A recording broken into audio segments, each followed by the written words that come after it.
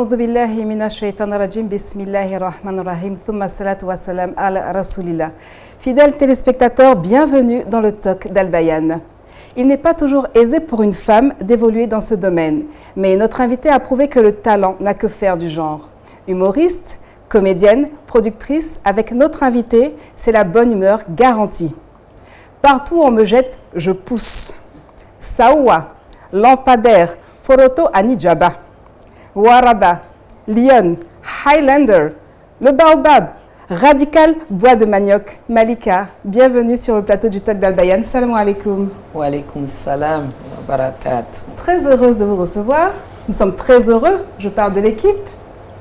Merci, moi également. Je suis très heureuse d'être là aujourd'hui. D'accord. Alors, en votre compagnie, nous allons parler de l'humour au féminin, les difficultés, les préjugés. Nous allons aborder en tout cas toutes les questions qui concernent ce sujet. Et c'est sûr qu'avec vous, ce soir, il n'y aura pas de place pour la langue de bois, n'est-ce pas? On espère. On espère, Inch'Allah.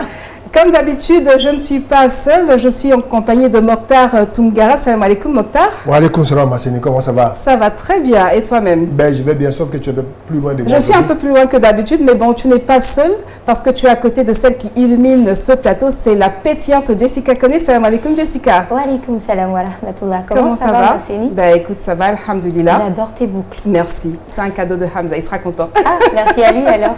Merci en tout cas, chers téléspectateurs, nous espérons que vous passerez un très bon moment en notre compagnie. 52 minutes au cours desquelles nous allons échanger avec Malika.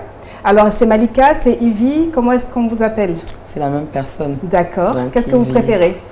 Eh bien, depuis un moment, Malika. Malika, Mais d'accord. sinon, je reste Ivy Toro. Très bien.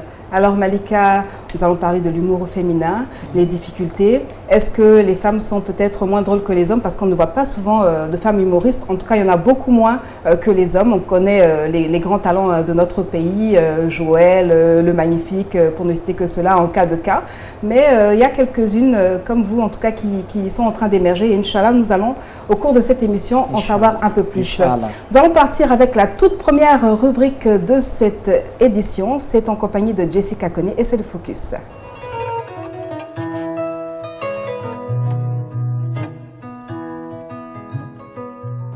Jessica, salam alaikum. Wa alaikum salam wa rahmatullah. Alors, quel est l'objet de notre focus de ce soir? Eh bien, Masseni, ce matin, je me suis réveillée avec une folle envie de motiver, un leitmotiv, et je me suis dit pourquoi pas vous faire découvrir le parcours d'une personnalité, d'une personne qui est passée d'un personnage à une personnalité internationale, faut le dire. Eh bien, cette personne est née un 5 juillet dans les années 1980. Faut dire que d'origine, elle est une sorte de capverdienne saupoudrée à l'ivoirienne. Ça donne un mélange extraordinaire. Un cocktail. Oui, un très bon cocktail, il faut le dire. Elle a toujours vécu avec sa mère, ayant des parents divorcés, mais cela ne l'empêchait pas d'avoir une relation très étroite avec son père. Mais malheureusement, en février 2009, sa vie bascule quand elle perd son père. Et là, en pleine crise d'adolescence avec maman, ce n'était plus trop ça. Elle dit, bon, je quitte la maison, je vais vivre avec ma tante. Mais malheureusement, là-bas, les choses ne se passent pas comme prévu. Mais là, elle ne dit pas, je retourne à la maison. Elle se dit, non, je peux m'en sortir toute seule. C'est ce que je vais démontrer à maman. Donc là, elle va vivre chez la mère de son petit ami à Bobo, juste à côté d'un fumoir. Et tout se passe bien, progressivement. Et là, elle rencontre son oncle qui lui dit, eh bien, moi, je suis à Cocody, tu peux venir vivre avec moi. Toute heureuse, en pensant qu'elle retourne chez ses parents, elle va, mais malheureusement, les choses ne se passent pas encore comme prévu. Il faut le dire, la vie est remplie de difficultés. D'épreuves, oui. D'épreuves. Mais là encore, elle ne peut pas retourner à la maison, je l'ai dit tout à l'heure. Il faut prouver à maman que je peux m'en sortir toute seule. Et bien là, elle va aller habiter dans un petit studio que son petit ami, avec ses peu moyens, va louer à Yopougon. Et malheureusement, en 2011, après la crise post-électorale, elle perd son copain. Ironie du sort. Elle est triste, elle est pleurée. Elle est blessée. Elle n'a pas encore fini de pleurer son petit ami qu'elle perd son fils. Le fruit de leur amour, le fruit de ses entrailles. Elle est d'autant plus blessée et je ne peux pas vous dire comment est-ce qu'on se sent quand on perd deux personnes. Et là, elle n'a pas d'autre choix que de retourner à la maison. Mais elle n'abandonne pas. Elle sait qu'elle a des projets Et donc, elle continue de travailler. Elle travaille, elle travaille. Elle cherche les moyens de faire un petit commerce. Et là, l'opportunité se présente à elle lorsqu'elle rencontre une personne qui était à l'extérieur du pays. Et quand il arrive, il lui dit, bon, je veux bien que tu sois ma petite amie. Elle lui dit, j'aime bien l'offre, mais je ne suis pas intéressée. Moi, je veux de l'argent plutôt. Donc, je vais travailler avec toi et tu me donnes ce que je veux. Et par la grâce de Dieu, quand Allah est avec toi, tu n'as pas de difficulté. Ce dernier accepte, mais il était tellement fier de cette proposition qu'il lui paye 3 à 4 fois le salaire promis. Et là, elle dit, Alhamdulillah, j'ai de quoi faire mon commerce. Elle va maintenant au Mali pour aller marchander, acheter de la marchandise. Elle revient en Côte d'Ivoire pour pouvoir faire son commerce. Et là, elle a son premier capital pour aller sur le sol français. Première victoire de cette personnalité. Et c'est à saluer.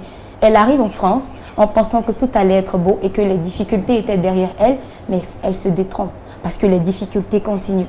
Elle est enceinte, elle erre dans les rues de Paris, sans soutien. Elle n'a personne pour l'aider. Mais là encore, elle continue de travailler, elle continue d'être motivée, elle continue d'espérer en son travail, en la grâce de Dieu. Et là, le 31 décembre 2014, elle accouche de sa fille Romane. Et Dieu permet que les institutions qui se chargent des personnes démunies l'aident. Par la suite, Dieu n'a pas encore fini de faire la magie dans sa vie. Il met sur son chemin des personnes qui l'aident et rapidement, en 2 ans, elle a ses papiers. Elle commence à travailler, elle commence à se réaliser. Et là, elle ne s'imagine pas qu'un jour, elle représenterait l'icône de l'humour ici en Côte d'Ivoire. Et là, une de ses amies lui dit « Mais j'aime trop quand tu me fais rire, tu es trop drôle ». Et à son issue, elle balance une vidéo sur les réseaux sociaux. Mais cela n'a pas l'effet boum. Après ça, il y a eu le buzz de Série Dorcas et de Zokora Didier avec la vidéo, mais qui n'a pas fait un waouh.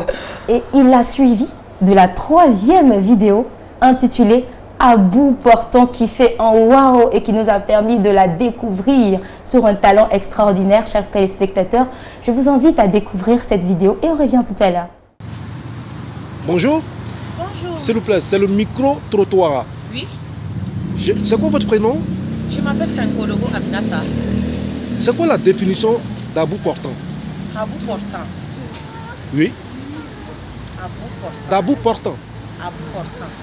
Bon, abou portant, quant à moi, abou portant, hein. Bon, parce que ici à Ouaga, c'est Abou Nidal. Abou Nidal de jeunesse qu'on connaît. Maintenant, abou portant. Abou, hein, portant. Oui, c'est Abou Nidal de jeunesse. Abou Nidal de jeunesse. Abou portant, c'est son nom de caresse. Quant à moi, hein, c'est son nom de caresse. C'est tout? Oui, oui. Ok, merci.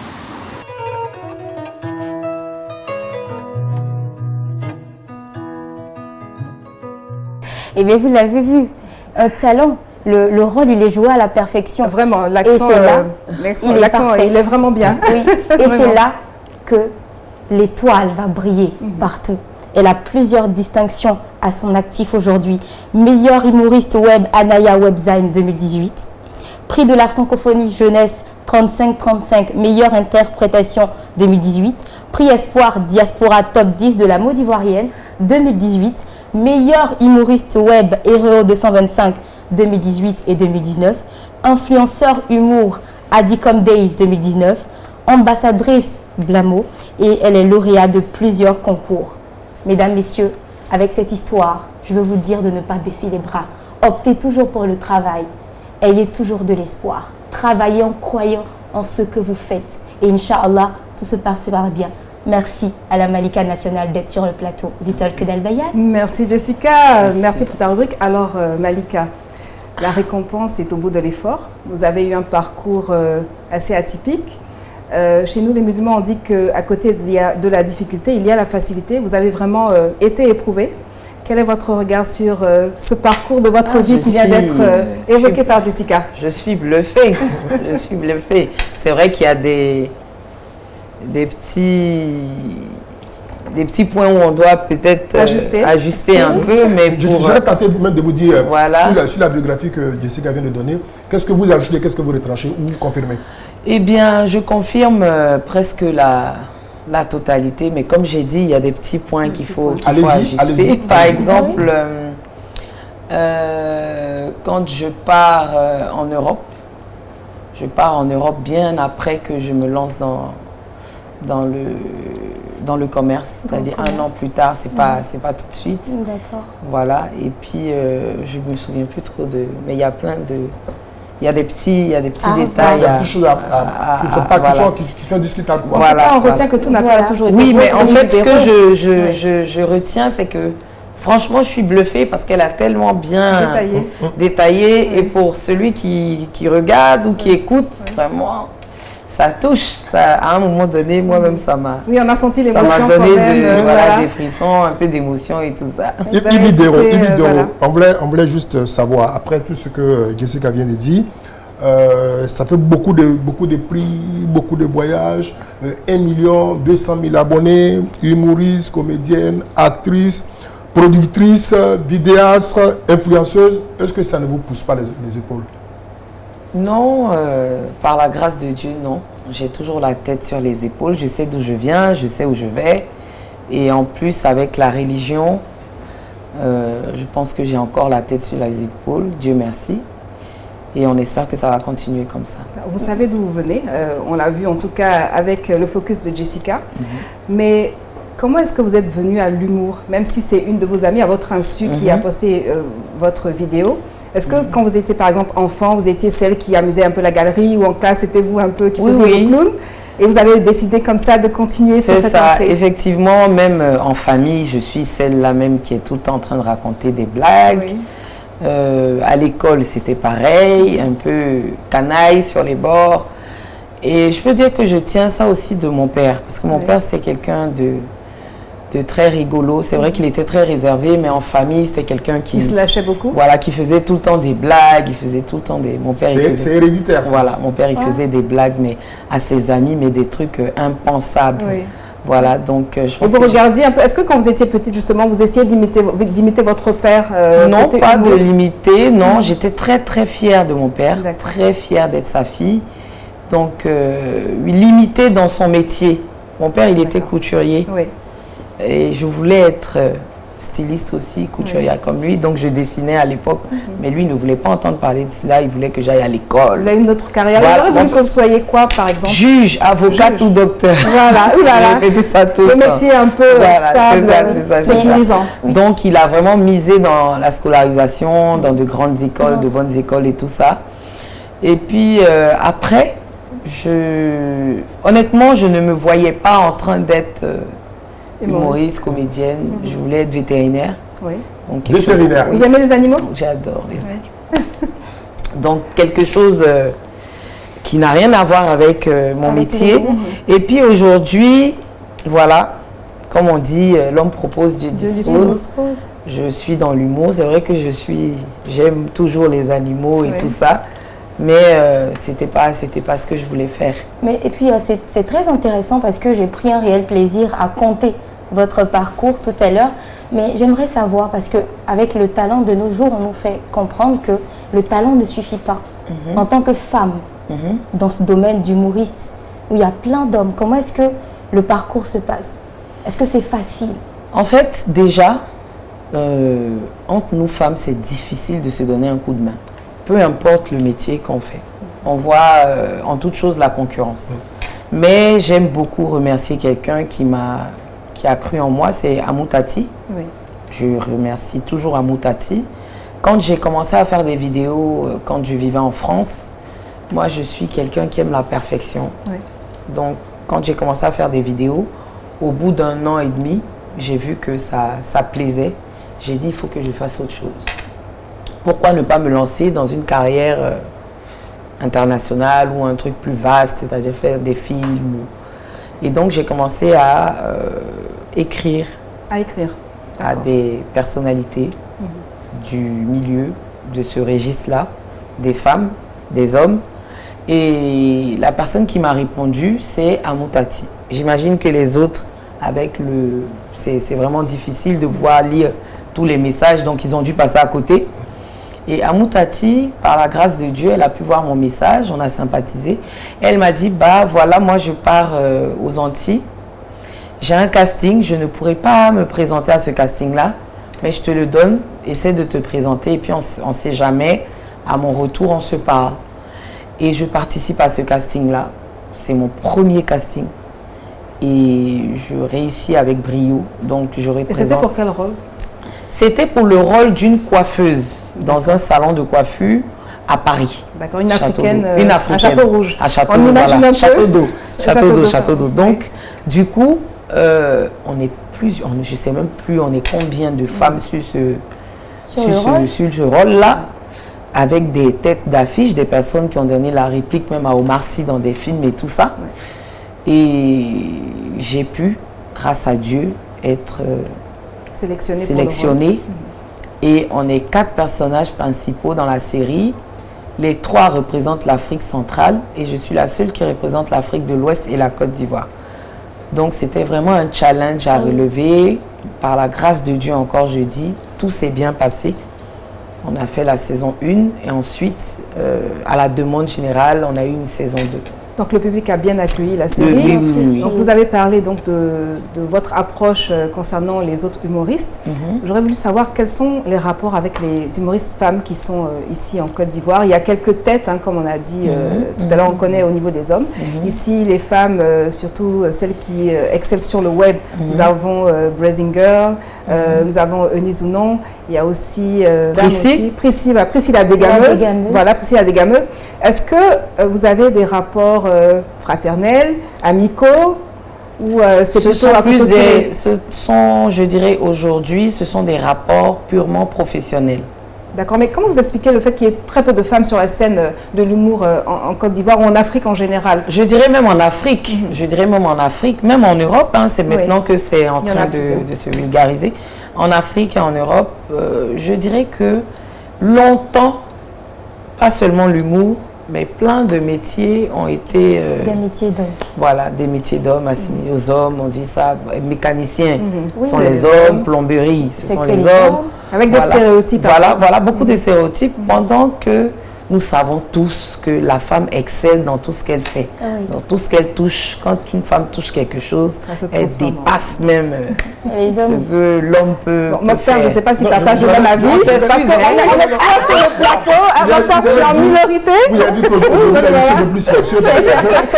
Je vais laisser les femmes entre elles, mais ça ne va pas m'empêcher peut-être d'être moi-même, de rester ce que je suis. Plus Yves des vidéos, je vais vous dire, franchement, vous êtes mêlé à beaucoup de buzz. Beaucoup de buzz, beaucoup de fracas, beaucoup d'histoires, machin, tout ça. Est-ce que ce n'est pas fait exprès pour avoir de l'argent?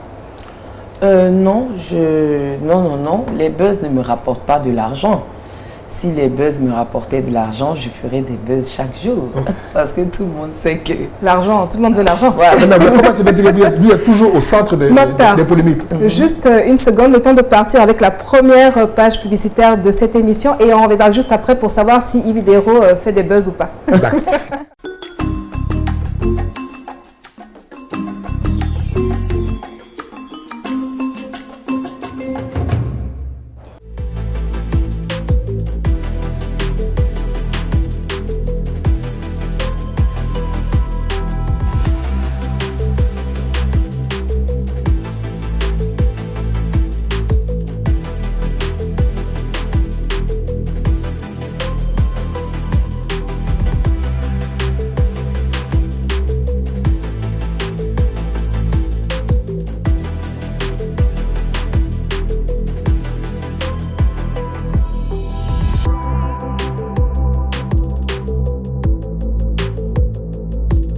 Amoureux et amoureuses de cuisine, retrouvez très bientôt sur la télévision albayenne votre émission de cuisine Souman.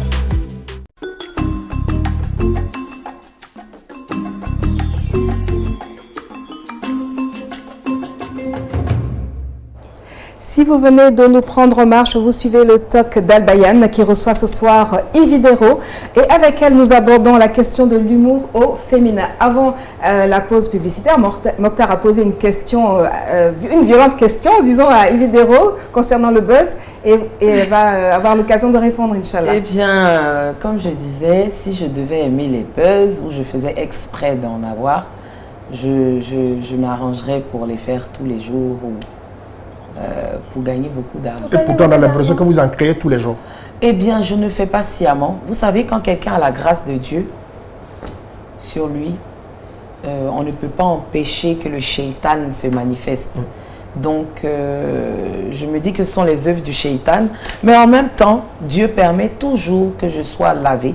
Je dis toujours, c'est bien d'être lavé par Dieu que par les humains. Parce que quand Dieu vous lave, personne ne peut encore vous salir. Donc, à chaque fois, je ressors la tête haute, mashallah. Et c'est bien. En même temps, ça montre à ceux qui me suivent que quand vous êtes dans la vérité, vous n'avez pas à craindre. Parce que c'est vrai que Dieu est lent, mais il est juste. Là, il est en train de parler de Dieu. Et quand il dit que lorsque Dieu vous lave, vous le sortez très propre, il y a une grosse polémique qui s'est portée sur votre personne. On vous a traité à un moment donné sur tous les réseaux sociaux, je ne sais pas ce qu'il a fait, mais on vous a traité de lesbienne. Là, vous avez dit tout à l'heure que si Dieu vous a lavé, est-ce que c'est à ça que vous voulez faire allusion? Pas forcément à ça, hein. Il y a eu plein de buzz. Il y a eu le buzz du plagiat où on m'a accusé. Non, mais allons-y sur le fait que les gens, à un moment donné, on vous a traité de lesbienne. Eh bien, par exemple, je prends, ma conversion a été dévoilée officiellement dans le mois d'octobre. Ma conversion à l'islam. À l'islam. En novembre, il y a un scandale qui éclate. Donc, si on veut regarder sur le plan spirituel, on comprend que ma conversion dérange. Dérange qui? Dérange le shaitan. Ouais.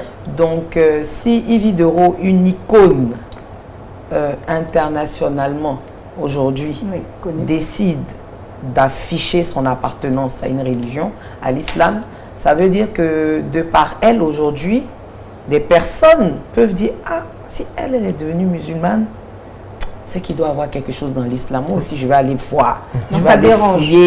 Pour vraiment... Moi aussi, je veux devenir musulman. Donc, ça n'arrange pas le diable. Bien sûr. Donc, on doit créer des choses. On doit inventer des choses pour salir l'enfant de Dieu. Il n'y a pas eu que ce scandale-là. Celui-là, peut-être, n'était pas de son fait, mais elle a dû répondre, elle en a été victime. Mais Yves Dero, il faut dire que vous avez quand même un caractère assez trempé.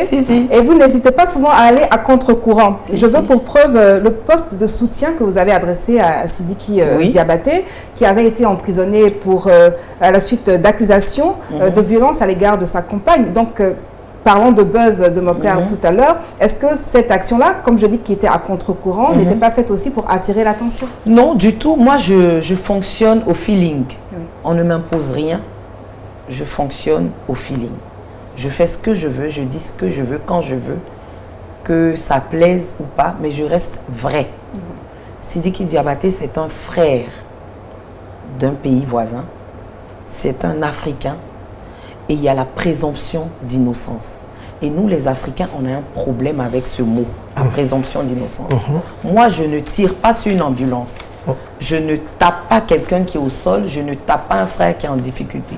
Je prends un exemple banal.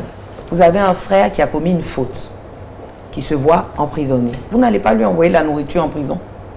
Donc, parce qu'il a commis une faute, parce qu'il est en faute, nous tous, on doit le blâmer. Toute la famille doit le rejeter. Tirer sur lui à boulet rouge. Voilà, donc moi, je ne suis pas pour ces personnes-là. Qu'il ait commis la faute ou pas, je n'ai pas les preuves. Pour le moment, on n'en a pas les preuves. Donc moi, en tant que sœur, je le soutiens jusqu'à preuve du contraire. Je demande pardon jusqu'à preuve du contraire. Quand on aura les preuves, s'il doit purger sa peine, il purgera sa peine. Mais ses parents, ses amis que nous sommes, on continuera à notre façon de le soutenir et on demandera pardon à la victime. C'est comme ça. Voilà, et il y a beaucoup de choses qui se disent sur Yves Dero. Et j'ai pu lire sur votre page l'une de vos publications qui disait « Parfois, j'ai envie d'être humble, mais il n'y a pas l'argent dedans. » Est-ce que Yves Dero est orgueilleuse? Eh bien, vous savez, les réseaux sociaux, il faut qu'on n'oublie pas que c'est virtuel. C'est virtuel. Comme on dit, il y a... Je suis humoriste, je suis comédienne, je suis actrice. C'est un rôle que vous campez. Il y a des jours où je campe un rôle, il y a des jours où je me montre dans la réalité. Dans la réalité, voilà. Mais je sais aussi titiller les fans. Il y a des personnes qui disent, oui, elle n'est pas humble, elle n'est pas humble. Et comme j'entends ça tout le temps, je dis, bon, d'accord.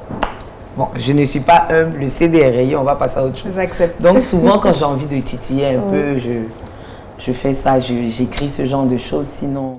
Nous sommes dans le talk d'Al-Bayan. Aujourd'hui, c'est la bonne humeur garantie en compagnie de Malika Ividero, Sawa Lampadaire, et nous parlons ensemble de l'humour féminin. Et bien évidemment, nous sommes en train d'évoquer sa carrière. Alors Ividero, vous avez sauté le pas en juillet 2019 et vous avez organisé votre One Woman Show.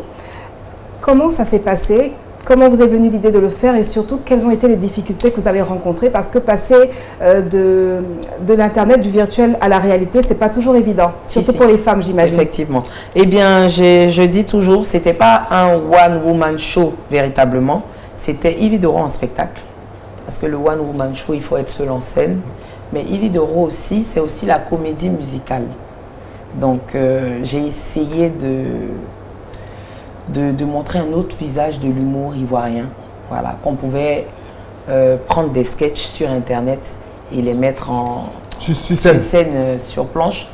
Et ma première scène, disons, mes premières planches, c'était à Paris, à l'Apollo Théâtre, où je faisais les premières parties d'une humoriste, Samia Oresman, qui est musulmane aussi, qui se voit elle-même. Qui est venue. Voilà, donc vous voyez, ça me suit, l'islam me suivait depuis. Donc, après, j'ai décidé d'affronter la scène ivoirienne parce que je suis comme ça. J'aime beaucoup les défis, j'aime les challenges et j'aime les relever. Et grâce à Dieu, alhamdoulilah, tout se passe bien. Donc, c'est vrai, j'ai eu des difficultés. Lesquelles, par exemple? Eh bien, vous savez, ici,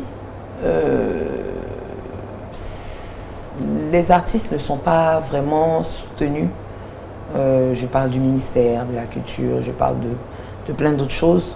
Et c'est souvent sur fonds propres que nous partons organiser nos spectacles. C'est vraiment difficile. Chercher des sponsors? Quand on n'a pas de sponsors, c'est compliqué. Pour le premier spectacle, machallah, j'ai eu des sponsors.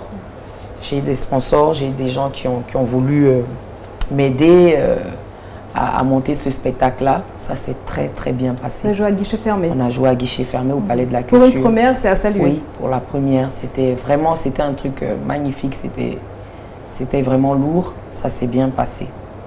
D'accord. Et ainsi de suite. D'accord, et vous envisagez faire d'autres spectacles? Non, j'en ai fait un deuxième en 2020. Oui, en 2020, le 14 février. Oui, pour la Saint-Valentin. Pour la fête des amoureux. J'ai dit, bon, Ivy, tu as fait le Palais de la Culture, la mise 500 places. Tu ne vas pas aller directement à la 4000 places. On va essayer de toucher un autre public. Parce que Ividero, c'est aussi le public lambda, c'est aussi le public nanti. Ividero, c'est tout le monde. C'est tout un peuple. Donc, on va aller à l'Hôtel Ivoire, au Sofitel, à la 1650 places. Ticket 50 000. Pour une première, un humoriste qui fait... Une humoriste surtout, voilà. Hein, une femme. Une humoriste, voilà, oui. qui fait des tickets à ce prix-là. 50 000, 20 000 et 10 000 ou 15 000, je ne me souviens plus trop. Et puis, les tickets de 50 000 finissent même avant les tickets de 10 000.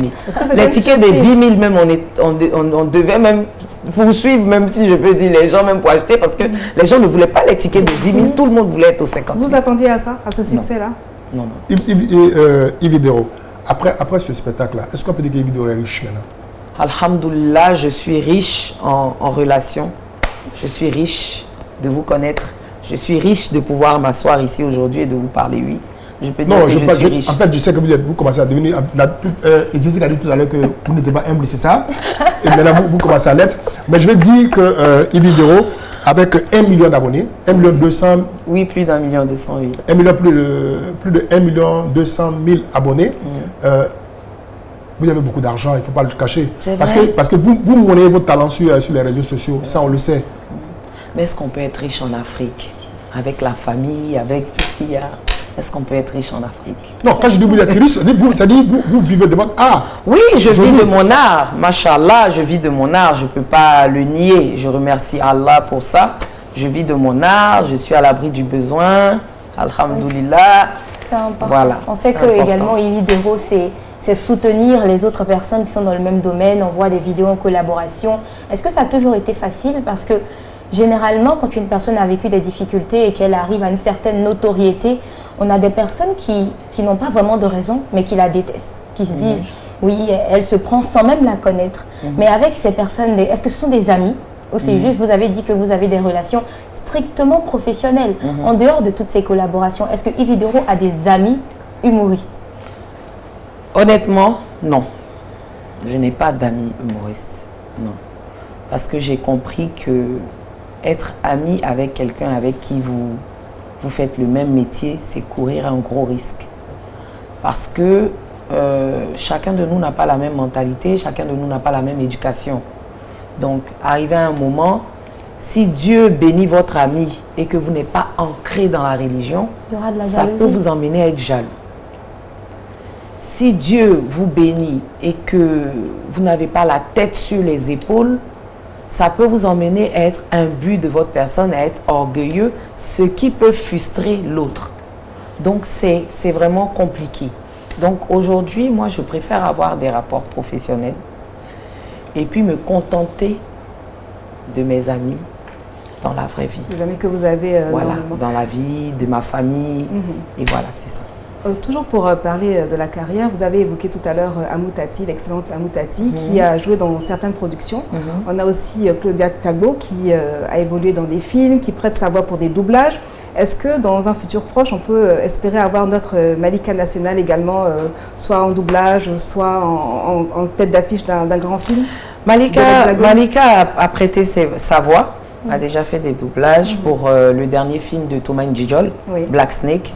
Donc j'ai posé ma voix sur...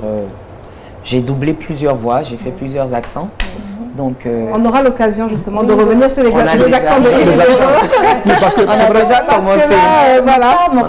je voulais dire tout à l'heure que, parlant d'accent, on a vu ici, peut-être en Côte d'Ivoire, les hommes comme... comment il s'appelle, Maladamo, les hommes comme même Choukenpat aussi. Ils imitent bien les personnalités. Et vous, dans votre créneau, c'est peut-être pas les personnalités que vous imitez, mais c'est peut-être plus le langage des pays que vous imitez. Je sais peut-être qu'en Afrique ici, quand un Ivoirien parle, on sait que c'est un Ivoirien. Quand un Burkinabé parle, on sait que c'est un Burkinabé. Quand un Ghanéen parle, on sait que c'est un Ghanéen. Et vous avez trouvé votre créneau, c'est-à-dire que vous imitez bien à la perfection l'accent des Guinéens, l'accent des Sénégalais. Est-ce qu'on peut déjà faire quelque chose pour vous? Parce que vous avez déjà en face de vous... non, j'attends Yves Videro au tournant parce qu'elle a vraiment un peu clashé les Guinéens. Donc les Guinéens, comment ça se passe avec eux? Les Guinéens... Parce que là, on est... on veut savoir Yves Videro, on veut savoir. Bien, les Guinéens, ce sont mes parents. Je pense que bientôt même, je vais me marier en Guinée parce que j'ai reçu l'appel du grand-père hier. Le grand-père m'a dit qu'avec Eudoxie, c'est un peu bizarre. Donc, de venir en Guinée pour qu'on en parle. Écoutez, c'est une affaire à suivre. Je veux dire, Yves Videro, qu'est-ce que vous devez, par exemple, si on vous dit, par exemple, d'inviter des Sénégalais à suivre la chaîne nationale Al-Bayan? Eh bien, salamu alaikum wa rahmatullahi wa barakatuh. Je vous invite à suivre TV Al-Bayan tous les lundis, tous les mardis et tous les mercredis avec Monsieur Mokhtar. Voilà, donc suivez et ne ratez pas. C'est une très très très belle émission. Et c'est des Camerounais qui sont en face de vous? Il ne s'arrête plus. Il faut tous les accents. Et c'est des Camerounais qui sont en face de vous? Ouais, j'invite tous mes frères camerounais à suivre la télé albanienne. Il y a aussi la radio, il faut écouter. À tous mes amis camerounais musulmans, suivez, c'est la chaîne vraiment top. Est-ce qu'il y a un accent? Est-ce qu'il y a un accent? Non, on ne peut pas tout faire. Et les Béninois. Est-ce qu'il y a un accent que vous préférez par rapport à tous les accents? Par rapport à tous les accents, un accent que je préfère, je vais dire, je rivalise entre le Sénégal et la Guinée. D'accord. J'aime bien parce que j'aime bien, je suis fan de quelqu'un en Guinée. Monsieur Dadis Camara, le président Dadis Camara. Je suis très très fan de ce monsieur-là. Donc j'arrive même je suis en train de bosser même pour parler comme lui. Mais donc inviter les Guinéens à suivre la télé avec l'accent Dadis Camara. C'est pas seulement l'accent. Je suis en train de bosser pour parler comme lui. Déjà, allez-y, on va voir ce que ça donne. Donc, tous les Guinéens qui suivent cette émission, c'est pas Super Bobo. Quand Super Bobo a parlé, qui a applaudi? Donc, c'est comme ça, vous devez applaudir la chaîne Al Bayan. Merci Dadis Malika. C'est sur ces mots qu'on va partir avec la seconde page de pub et on se retrouve, Inch'Allah, tout de suite après.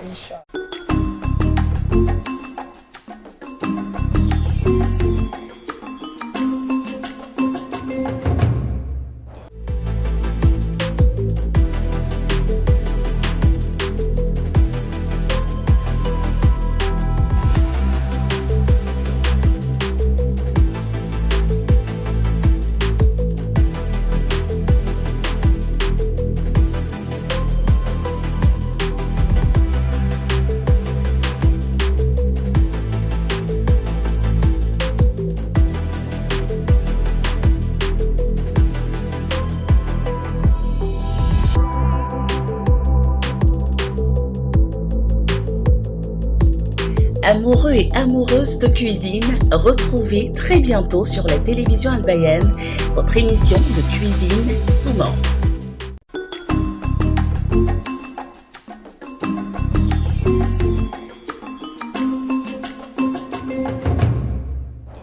Salam alaikum wa rahmatullahi wa barakatuhu. Bienvenue à ceux qui nous prennent en marche. Vous êtes dans le talk d'Al Bayan en compagnie ce soir de Ividero Malika. Alors Malika, comment se passe la rencontre avec l'islam? Eh bien, la rencontre avec l'islam, je peux dire que ça date depuis 2005. J'avais des copines à l'époque qui sont musulmanes. Donc du coup, à un moment donné, dans la semaine, elles vont écouter le prêche d'un oustaz au sein de l'école. Il y avait un petit endroit où... Voilà, et j'ai commencé à aller écouter. Je voulais comprendre, je voulais connaître. J'ai commencé à aller écouter. Et l'année qui a suivi, j'avais mon voisin de classe, Ali Diarasouba, qui est journaliste aujourd'hui, qui était proche aussi de l'oustaz. Donc j'ai commencé, je me suis intéressée à ça véritablement, jusqu'à ce que je décide de devenir musulmane. Depuis 2005. Depuis 2005. Donc, j'ai commencé même à faire mes prières et tout ça. Mais mon père n'étant pas pour, j'ai dû surseoir, j'ai dû mettre ça de côté. Et puis, après, des années plus tard, je décide de devenir vraiment musulmane officiellement. Comme on dit, je suis plus sous couvert. Donc, je peux prendre moi-même mes propres décisions, voilà. Donc, je fais la rencontre. J'ai mon père spirituel, à qui je passe le salam, qui me met en contact avec un imam. Qui me dit, il y a un imam qui va venir te voir pour t'aider à faire ton cheminement jusqu'à ta conversion. Je dis, ok. Donc l'imam arrive avec le cache-nez et tout. On est assis, il me pose les questions. Pourquoi veux-tu devenir musulmane? Et je lui explique qu'en 2005, j'ai rencontré l'islam. Et j'ai aimé l'islam grâce à l'oustaz qui prêchait. Parce qu'il prêchait tellement bien. Il expliquait tellement bien ce que le prophète a fait, comment ça s'est passé, tout ça. Et j'aimais tellement que ça m'a emmené à mieux connaître l'islam et à vouloir devenir musulmane. Il dit, ah bon? C'était où? J'ai dit au collège moderne d'Erkat. 2005. Avec Ali Diarasouba, j'ai dit oui. Il dit, l'imam là, tu te souviens de son nom? J'ai dit, ah vraiment, j'ai oublié. Mais en ce moment, il n'était pas imam, il était oustaz. Là, il a évolué depuis. Il dit, ok, d'accord. Mais si tu le vois, est-ce que tu peux le reconnaître? Je dis oui, si je le vois, je peux le reconnaître. Et il a enlevé son cache-nez. Et c'était lui. C'était Imam Adam. L'imam Adam Saradogo. Saradogo qui est ici. Voilà, donc c'était lui. Donc j'étais tellement émue, j'étais dépassée. Et c'était les retrouvailles. Oui. En parlant de retrouvailles vidéo, on a un petit élément pour vous. C'est vrai. Salam alaikum, Ali Diarasouba. Je suis très content de m'adresser aujourd'hui à tous les téléspectateurs et surtout à ma voisine d'une époque, Niaba Ivana, alias Ividero, ma très chère sœur, qui est aujourd'hui votre invitée. Alors, je vous parle d'une jeune dame qui nous a laissé beaucoup de souvenirs quand on était à l'école, au collège moderne Descartes notamment. C'est une fille qui a toujours eu du cran, beaucoup de cran même, je veux dire, qui ne reculait devant rien, avec beaucoup d'énergie. Donc ne soyez pas surpris de tout ce qu'elle réalise aujourd'hui comme activité. En tout cas, c'est une fierté pour moi et pour toute la génération. Ivana, on est très fiers de toi, du modèle de persévérance, de résilience et de persévérance que tu es devenue. Merci de nous arracher le sourire tous les jours. La grande Sawa, la lampadaire, c'est ça, non? En tout cas, nous sommes très fiers de toi et très contents. Malika, on prie Allah de t'accorder la force de réaliser tes projets, de faire de toi l'expression de sa gloire. Parce que, tu le sais, on est partis tous de rien et on se bat dans la vie. Merci Ali Diarasouba pour cette belle surprise à Ividero qui lui a arraché des larmes. Elle est encore émue du message de Ali. Voilà, c'était notre petite surprise pour Malika. C'est une relation très particulière avec Ali Diarasouba. C'était son voisin de classe. C'était mon voisin, mais outre ça même, c'était mon frère. C'est mon frère, Ali. C'est vrai qu'on n'a pas l'occasion de se voir tout le temps, mais c'est mon frère. Oui. C'est mon frère et je suis très, très, très, très fière de lui. Je suis très fière de ce qu'il a pu devenir aujourd'hui. Et je sais que Allah va faire de grandes choses encore. La fierté est réciproque, hein, parce qu'il a aussi... On n'est pas surpris sur le plateau. Personnellement, moi, je ne suis pas surpris. Oui. Parce que Ali a fait ses premières armes dans cette maison. Oui. Et puis, il est ce qu'il est aujourd'hui. Il a même été primé récemment. Meilleur présentateur au journal télé. C'est pas par hasard que vos chemins se sont croisés. Mais... il faut dire que quand on préparait cette émission, c'est vrai qu'on a beaucoup fouillonné. Nous, on est tenté de vous poser la question parce que vous avez choisi la meilleure des religions, c'est-à-dire que l'islam. Je prie Dieu pour que cette fois-ci, vous ne désarmez pas parce que vous êtes déjà rentré une fois ressorti. Maintenant, quand vous rentrez, il faut que vous restez maintenant dedans. Mais est-ce que on nous a relevé que vous êtes marié en octobre dernier? C'est vrai ça? Oui. Est-ce que ce n'est pas à cause de votre mari que vous êtes redevenu encore musulman? On ne devient pas musulman pour quelqu'un. On ne devient pas musulman pour faire plaisir à quelqu'un. Inch'Allah. On devient musulman parce qu'on aime Allah. On devient musulman parce qu'on croit en Allah. Et on croit qu'il n'y a aucune divinité à part lui. Très bien dit. Donc, je veux dire que ce n'est pas quelqu'un qui va m'emmener à être musulmane. D'accord. Voilà, donc... et merci pour la bénédiction du mariage, là. Sinon, je suis tentée de reposer la question. Parce que ça intéresse Jessica. Quand on préparait l'émission, elle a dit il faut que je pose cette question à Ividero. Il faut que je pose la question. Je vais poser la question officiellement.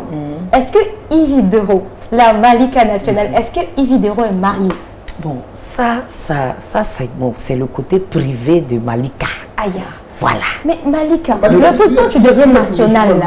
C'est-à-dire qu'en fait, en islam, c'était un droit de votre voisinage de savoir que vous êtes marié ou pas. C'est vrai, mais l'islam, ça c'est en dehors des caméras. Quand on va couper les caméras là maintenant, on aura la réponse. Je vais vous dire, dans tous les cas, Malika n'est pas célibataire. D'accord. Voilà. Ça, c'est bon. Merci. Je pense que ceux qui veulent entendre ont entendu. Malika, on n'a encore que quelques minutes à avoir avec Malika déjà. Donc, quels sont les conseils que vous avez pour ces jeunes sœurs, ces jeunes filles qui vous regardent et qui se disent « Quand je serai grande, je veux faire comme Ividero ». Je veux dire à ces futures dames qui veulent faire comme Ividero de s'armer de courage. Parce que Ividero n'a pas une vie facile. Mais... c'est le courage, c'est la persévérance, c'est l'abnégation au travail, c'est la croyance, c'est la tenue aussi. Ici, vous avez remarqué, je ne suis pas, je ne blâme pas, hein, mais je fais attention à mon image. par rapport aux endroits que je fréquente. Je me dis, on a eu un moment pour pouvoir s'amuser. Arrivé à un moment, il faut faire attention, il faut poser de bons actes, il faut être concentré.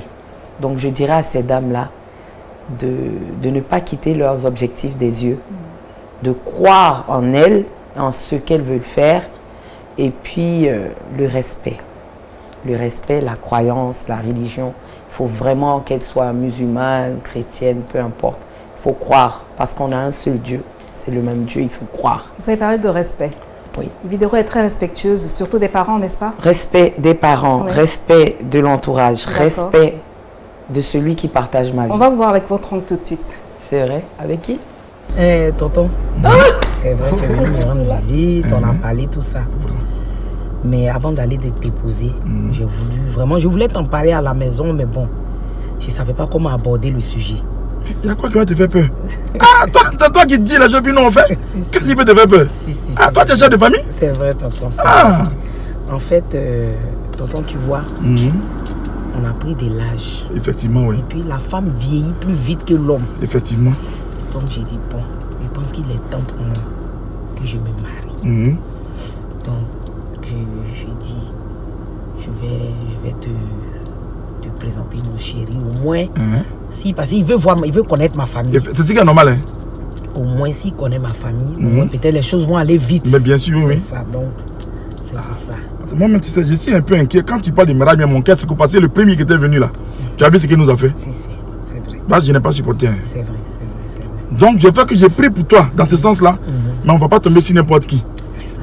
En tout cas, lui que j'ai eu là, en tout cas, Dieu m'a fait grâce. Il est bien? Oui, il est bien. Il est bien même. Il est de quelle ethnie? Il est Djoula.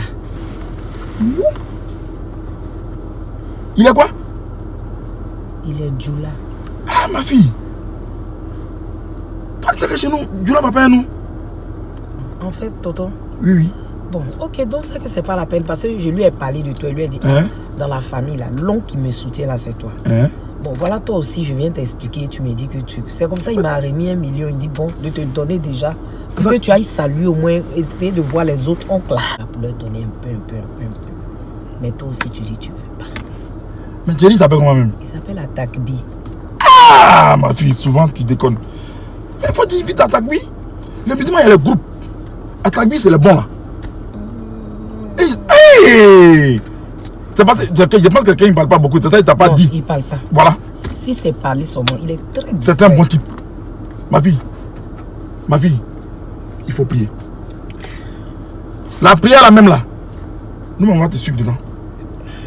Parce que c'est qu'un chef fait là, tu es un chef de famille non? C'est que tu fais, on doit faire toi ma fille. En tout cas, tonton, ça tu as parlé. Il dit, Akbarou là, ma fille. Aïe.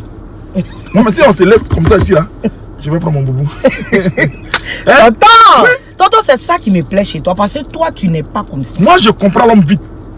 C'est pour ça, parmi tous mes oncles là, c'est toi que j'ai choisi pour mettre à côté de moi. Sinon, c'est ça. Mais peut-être comme ça, tu me dis ça, mais toi, quand tu expliques, tu n'expliques pas bien. Pourquoi tu as peur de moi? Il était un peu gêné. Non, mais toi qui es chef de famille, on te suit. C'est ça. Hein? Sinon, c'est ça, c'est Tu dis à combien? 1 million. Moi, tu vois, moi, lui, il aime bien donner 1 million. Hein? Mais c'est un beau. C'est un beau. Atakbi. C'est pour ça, c'est un nom, on ne donne pas comme ça aux gens. Hein? Oui. Atakbi, on ne donne pas comme ça. Est-ce qu'ils ont déjà choisi ton nom pour qu'ils vont te donner ton nom là? Bon, il dit Malika. L'excellente Yvidéro dans cette très belle vidéo, voilà, elle vous a dit qu'il faut être respectueux. Elle est allée voir son oncle pour lui parler de son fiancé. C'est ça. Et les choses sont très bien passées. Takbir en tout cas. Yvidéro, Malika, ce fut un bonheur et un plaisir de vous recevoir. Et moi donc, honnêtement, je vous le dis, c'est un honneur pour moi de me retrouver là aujourd'hui. Al-Bayan, je l'ai entendu grâce à Ali, parce que Ali, dans ses débuts, je pense qu'il a travaillé ici. Oui, à la radio. Voilà, comme journaliste, il a débuté ici et aujourd'hui, je vois où est-ce qu'il est aujourd'hui. C'est un honneur pour moi de me retrouver là, avec vous. On est partagé. Un honneur parce que pour la religion, c'est vraiment bien et j'espère que ma conversion va emmener d'autres personnes à l'islam. Vraiment, c'est mon vœu. J'ai déjà 2 à 3 personnes que j'ai pu toucher. Je ne sais pas si je peux l'annoncer ici. Allez-y. Bien sûr. J'ai pu parler quand je suis allée à Paris un frère aussi qui s'appelle Tiesko le Sultan. D'accord. Avec qui je parle très souvent de l'islam. Il y a quelques jours, il m'a envoyé une photo. Il m'a dit, ma soeur, quand j'arrive à Abidjan, il faut que je me convertisse. Et il a fait une photo du Coran, il m'a emmené. J'étais tellement contente. Inch'Allah. Donc c'est pour dire que je suis contente que je puisse toucher des personnes et leur faire comprendre que l'islam, c'est la vérité. Merci beaucoup, Malika. C'est sur ces mots que nous allons prendre congé de vous. Merci infiniment de nous avoir suivis. Merci à Malika et Videro d'avoir été des nôtres. Nous espérons que les téléspectateurs ont pris beaucoup de plaisir à vous suivre et à apprendre beaucoup sur votre histoire, sur votre parcours. Et nous espérons que les 1 200 000 followers vont augmenter. Après cette émission, que vous aurez encore plus de personnes qui vous suivront. Merci à Mokhtar. En tout cas, merci à Massini Barry. Merci à Jessica pour la superbe biographie de Videro qui l'a vraiment ému. Et merci aux téléspectateurs qui nous ont suivis, Inch'Allah. Bien sûr, un petit coucou à Jamila. Voilà. Jamila. Voilà, de la part de Malika. De la part de Malika. Voilà, merci infiniment de nous avoir suivis. Et puis, on se donne rendez-vous, Inch'Allah, très prochainement pour un autre numéro du Talk d'Al Bayan. Wassalamu alaikum wa rahmatullahi ta'ala wa barakatuh.